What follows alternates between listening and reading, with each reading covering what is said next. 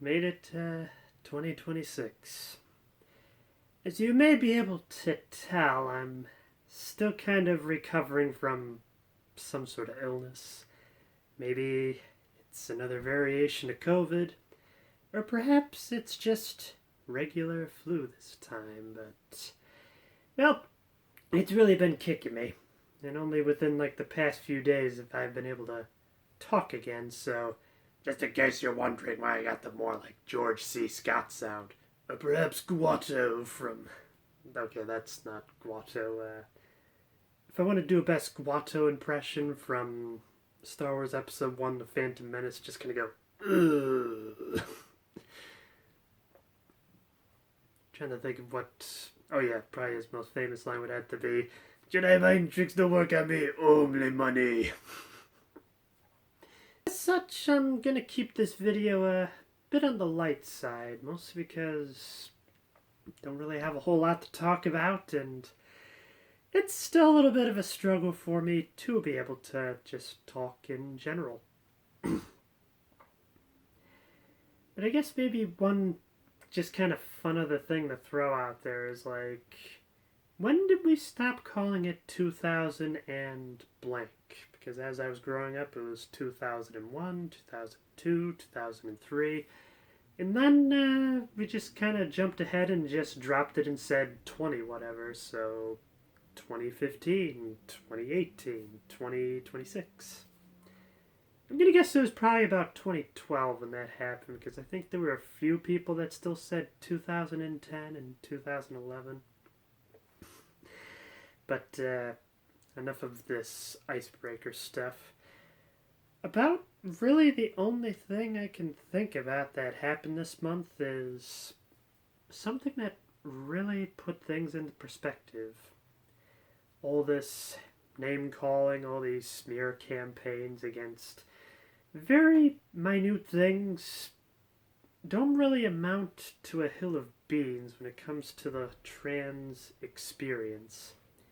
In fact, I find it seems such experiences harm them, because now there's this horrible stereotype out there that I'm sort of an emotionally unstable person that wants to throw bricks at people that may or may not disagree with me.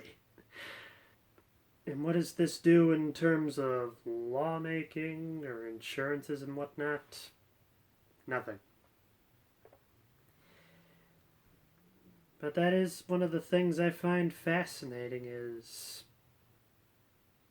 I won't go into detail as to what gave this sudden revelation, as I don't want to get too personal with it, but what I find so fascinating is how so many people said that the year 2025 was just such a horrible year, and maybe it's just because this is the year I got my bottom surgery and that I spent most of it, well, at least a quarter of it, just kind of laying low in recovery, that I didn't have much of a problem with it.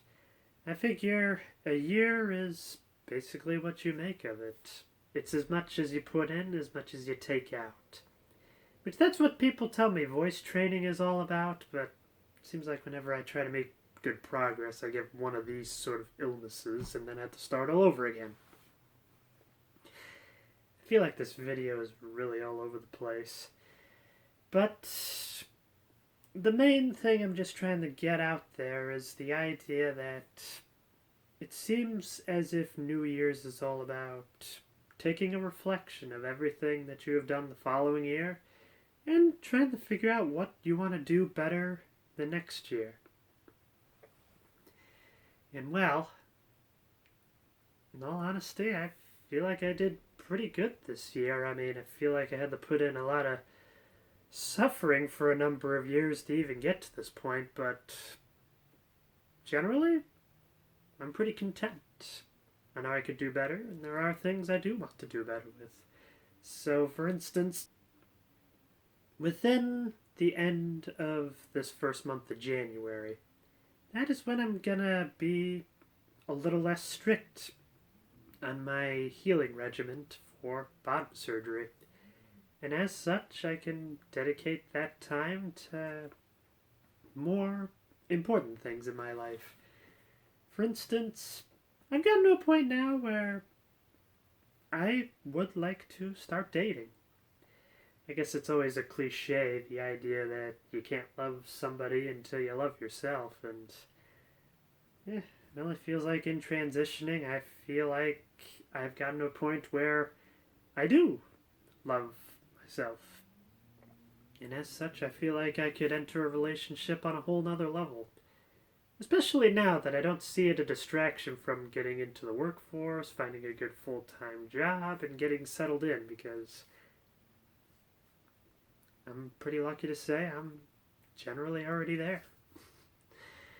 There is always a fear something might happen, like the entire country might collapse, or money may one day just be absolutely worthless, or perhaps everything I worked so hard for just disappears in the wind. But in having to deal with anxiety for a number of years, I found the main thing that is important in life is not so much to prepare for that inevitable meteor strike, for that nuclear bomb, for that volcano, for that uncurable disease that kills everybody instantly to show up, but the idea of being able to find happiness in the place that you are now. Now, some people may read this as settling. I always hate this mentality. It's just like, why can't you have a little bit of happiness? Why does showing happiness or contentment mean that, oh, you're just lazy, you're just settling for second best? No. Just enjoying the hard work that I've done so far. And I feel like that's one bit of advice I want to try to spread to other people as well. It's kind of like how the late Casey Kasem used to say it. Keep your feet in the ground, but keep reaching for the stars.